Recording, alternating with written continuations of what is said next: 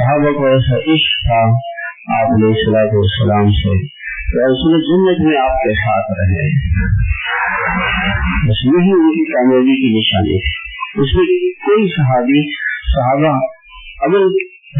عمل کیوں کرتے تھے کہ یہ سنت ہے، بس یہی دلیل تھی ان کے لیے، یہ سنت ہے اور ہم یہ سنت ہے کہ تو چھوڑ دیتے، یہ سنت ہے فرض تو نہیں، واجب تو نہیں، خدا تو نہیں ہوگا نا،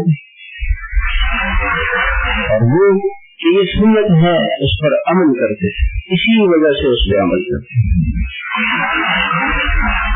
صحابہ کو اللہ کے رسول علیہ السلام سے عشق تھا، محبت تھی۔ صحابی نے آ کے عرض کیا، ابھی کئی صحابہ کا قصہ ہے، صرف ایک صحابی کا نہیں، کئی صحابہ کا۔ رسول اللہ جب آپ کے پاس ہوتے ہیں، آپ کو دیکھتے ہیں، دل خوش ہو جاتا ہے، جب آپ کی صحبت سے گھر چلے جاتے ہیں، اچانک آپ یاد آتے ہیں، ایک بے قراری آ جاتی ہے، پھر چین نہیں آتا، پھر آ کے آپ کی زیارت کرتے ہیں، اور اگر آپ گھر میں آرام فرما ہوتے ہیں تو مسجد میں آپ کے بیٹھنے کی جگہ، آپ کی نشست و برخاست کی جگہ، آپ کا ممبر مبارک، آپ کا مصلی مبارک، اس کو دیکھ لیتے ہیں، ورنہ آپ کے حجرے کی زیارت کر کے چلے جاتے ہیں۔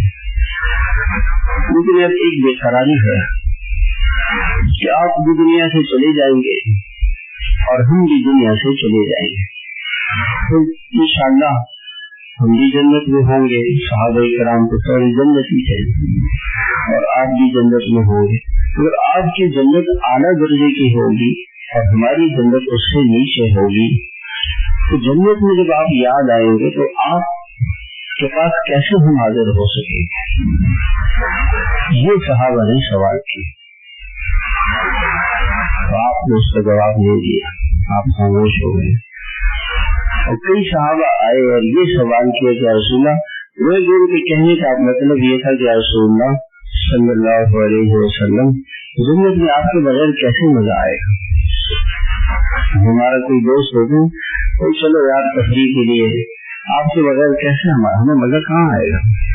آؤ بیٹھ کے چائے پیتے ہیں، آپ کے بغیر چائے کا مزہ ہی نہیں آتا۔